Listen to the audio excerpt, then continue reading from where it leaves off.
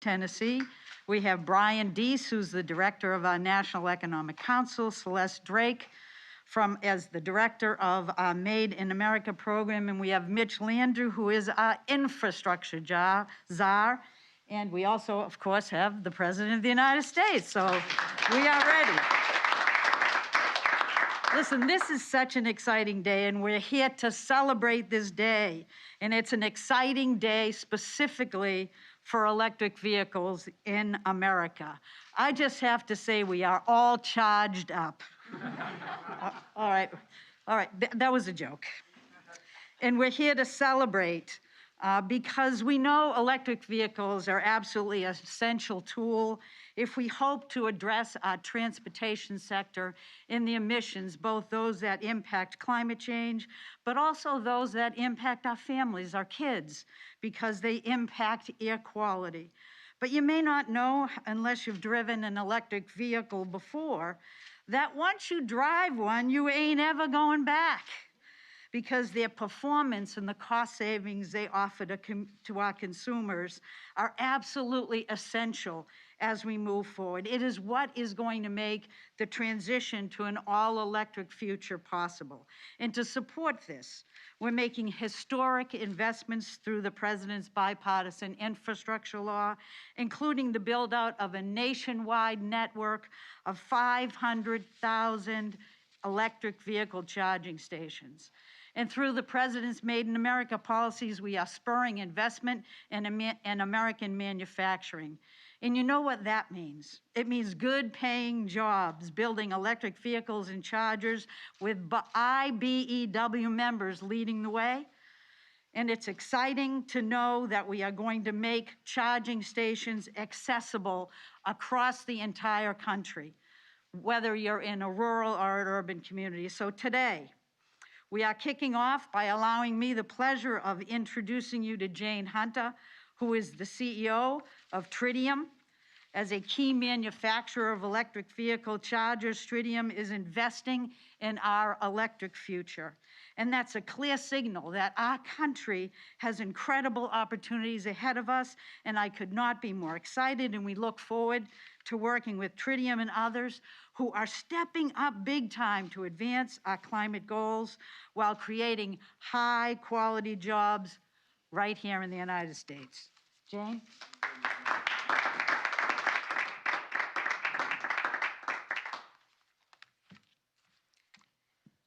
Thank you, Gina, and good afternoon, Mr. President, Secretaries Granholm and Buttigieg, and of course to Jim Cooper from Tennessee.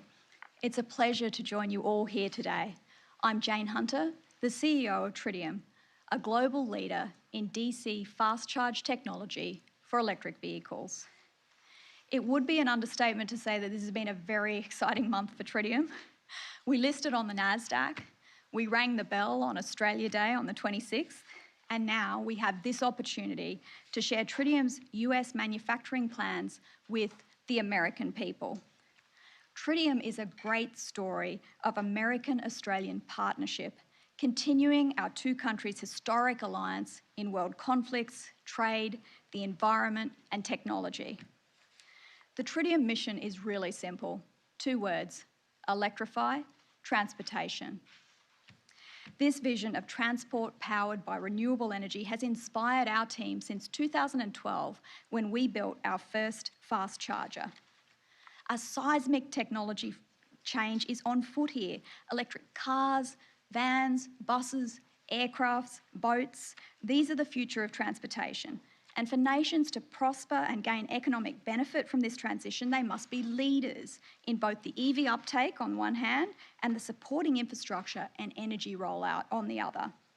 Nations that are the forefront of this electric future will benefit economically and will see a very substantial improvement in human health and the environment by acting rapidly and with courage. And that's what America will achieve with President Biden's bipartisan infrastructure law. In the 1950s, the United States had the foresight to build the unparalleled US highway system. This administration's forward-thinking vision to electrify that system is going to help American families. It decouples the cost of running the family car or driving to work from the fluctuations of the price per barrel of foreign oil. With this charging network in place, Americans are going to have access to fast, safe, and reliable charging, enabling drivers to cross the wide open plains of the US, the mountains, the national parks, and navigate the metropolises from New York to LA. Tritium has global expertise manufacturing and installing fast chargers across 41 countries, and we applaud President Biden's ambitious goals of electrifying the federal fleet and the equitable deployment of a national network of 500,000 EV chargers. President Biden's transport electrification policies have contributed to enormous demand for Tritium's products right here in the US, and that directly led us to pivot and change our global manufacturing strategy. And today, we could not be prouder to announce that we'll be opening a US manufacturing facility in Tennessee, expected to begin production this fall. This facility will have an initial capacity to build more than 10,000 fast charger units per year, with room to expand to 30,000. The factory will create American clean tech jobs, employing more than 500 people over the next 5 years, and we thank the Governor and the state of Tennessee for welcoming Tritium with open arms. With the help of the residents of Tennessee, we'll be building our largest factory globally right here in the United States, assembling world-class, Buy America compliant fast chargers made in America and trucked across the continent. By enabling EV owners to drive anywhere, Tritium is going to help fulfill the US target for 50% of new cars sold to be electric by the year 2030, and will support US economic ambitions to grow onshore manufacturing in advanced technologies while also growing jobs that don't leave anyone behind. These can be trained up in just a few weeks.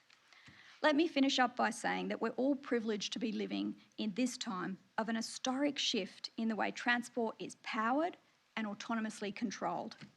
A bipartisan law's been passed which will benefit all Americans and put America at the global forefront of this opportunity. A future with cleaner air, quieter towns and cities awaits the American people, along with more onshore manufacturing and jobs, fuel security, and cars which frankly are just a joy to drive and own. This administration's support for US-based manufacturing is a smart economic initiative that will drive companies to create American jobs, and Tritium's a great case in point of that. And we look forward to powering American EVs with American-made fast chargers designed and hardened in the world's toughest conditions down under. Tennessee, we can't wait to get started. And now it is my honour to introduce the President of the United States.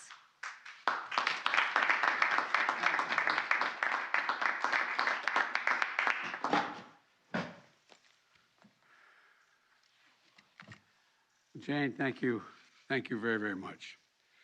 I want to thank Secretary Granholm and Buttigieg and Gina McCarthy for being here today, and Congressman Jim Cooper, an old friend who did an awful lot to get this to go in Tennessee. And Governor Bill Lee of Tennessee, he deserves credit as well. He wasn't able to be here today, but he worked hard to help make this happen. Another example of what America can achieve when we come together, Democrats and Republicans, to get things done. The new manufacturing facility of Tritium that's announced today is more than just great news for Tennessee. Yes, it's going to create more than 500 good-paying jobs in Tennessee, but it's going to deliver greater dignity and a little more breathing room to workers and their families, and it's going to have a ripple effect beyond and far beyond the one state. This is great news for workers across the country, for an economy, and frankly, for the planet. When we wrote and passed the bipartisan infrastructure law, we included $7.5 billion for electric vehicle chargers, like the one Jane brought along today. It's a little thing, you can see. But all kidding aside, Secretaries Granholm and Buttigieg have been helping lead this effort from our administration. And later this week, we're going to announce a state-by-state allocation for $5 billion of the funding for these chargers. So states can start making plans to build out what will become a national network of electric vehicle chargers. Tritium's new facility is going to produce up to 30,000 of these chargers every year. They'll use American parts, American iron, American steel, and they'll be installed up and down the highways and corridors in our communities all across the country by union workers from the IBEW and the Electrical Workers Union. So the benefits are going to ripple to thousands of miles in every direction. And these jobs will multiply in steel mills, small parts suppliers, construction sites all over the country in the years to come. And it's going to help ensure that America leads the world in electric vehicles. China has been leading that race up to now, but this is about to change because America is building convenient, reliable, equitable, national public charging networks. So wherever you live, charging an electric vehicle will be quick and easy. And the foundation will help American automakers set the pace for electric vehicles, which means even more good-paying jobs producing batteries, materials, and parts. That's also going to help save hundreds of billions of gallons of gasoline over time, saving an average driver who chooses an electric vehicle up to $1,000 every year on fuel, making our country more economically competitive, lowering air pollution, and keeping families healthier as we tackle the climate crisis. Here's the key point. Announcements like this don't happen by accident. They require a vision and a commitment to build a future that's made in America. I made it clear from day one, when the federal government spends taxpayers' dollars, we're going to buy American. American products made in America, including American component parts. That's why I established the Made in America office at the White House, led by Celeste Drake. She's here on the stage. Where is Celeste? There she is. Celeste Drake. To ensure that the $1 trillion we're investing in infrastructure is spent on American workers and American manufacturing. On the way over here, by the way, I was talking with Gina.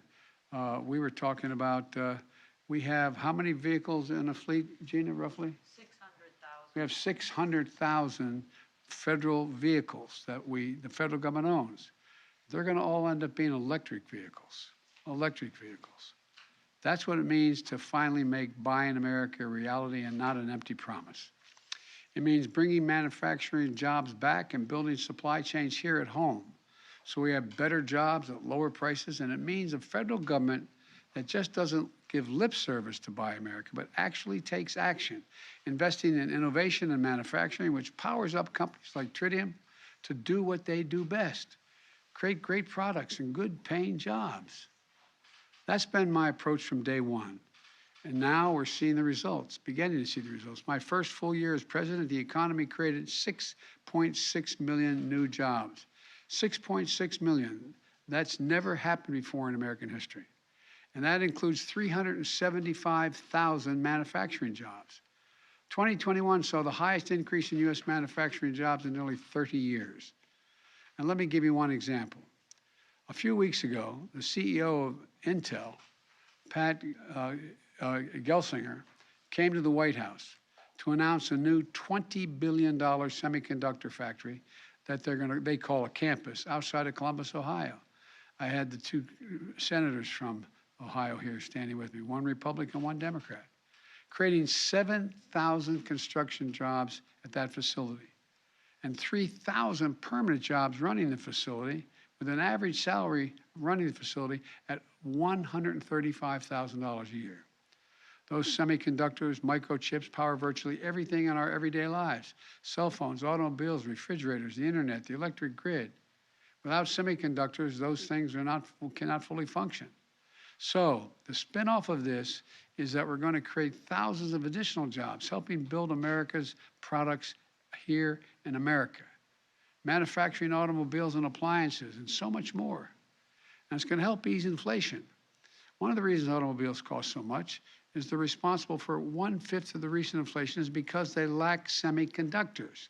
They're not able to build them quick enough, so the price goes up higher because there's fewer to sell. Intel's announcement helps us fix that problem. And Intel isn't alone. Since 2021, companies have announced investments totaling more than $200 billion in domestic manufacturing here in America. From iconic companies like GM and Ford building out new electric vehicle production to Tesla, our nation's largest electric vehicle manufacturer, to innovative younger companies like Rivian, building electric trucks, or Proterra, building electric buses, which I saw at a virtual tour last year when I met with the CEO virtually, and they really impressed me. These companies joining Intel, bringing microchip manufacturing back to America after decades of decay. From Texas Instruments to Samsung in Texas to TSMC in Arizona, we're seeing the beginnings of an American manufacturing comeback. This is not hyperbole. This is real. This is genuine. This is real. You've heard me say all along when I was running and since I've gotten there, the world's at an inflection point. Things are going to change in big ways. And this is one of those transition moments. 2 weeks ago, I went to Pittsburgh, where the Union Pacific Railroad announced the largest purchase of American-made electric battery locomotives in history, built by American workers in Erie, Pennsylvania. And these locomotives aren't only going to be sold here in America and take a heck of a lot of pollution out of the air. They're going to be sold in countries around the world. They're going to be buying them, just like they're going to buy American-made electric cars. And just like we heard last week when Boeing announced a $20 billion deal right here in the White House to sell American-made aircraft to one of the major airlines in the Middle East, Qatar Airways, supporting tens of thousands of good-paying American manufacturing jobs. So we're seeing the same thing in planes, trains, and automobiles. Other countries recognize what's happening here. They want to buy American as well. They're ready to bet on America and American workers who built the middle class, earning good pay and benefits and the right to organize. Today's announcement is part of the drumbeat of jobs resurgence like more than anything we've seen before. And by the way, the House of Representatives passed a bill on Friday providing over $90 billion for research and development, manufacturing all those elements of the supply chain needed to produce end products right here in America. We can keep delivering more announcements like this one. And the House and Senate are working to deliver a final bill to my desk. The bottom line is the United States is in a position to outcompete the world once again. And I look forward to working with governors, Republican and Democrat, to keep that drumbeat going. So let's keep coming together to invest in the backbone of America, in American manufacture, and the workers who make it run. Because when we do, there's no limit to what we can achieve, none. Thank you, and may God protect our troops. We got a lot to look forward to. Thank you very much. President, how was Macron's meeting with Putin? How was Macron's meeting with Putin, Mr. President? Is building a right-to-work state. It's a right-to-work state. No union, sir.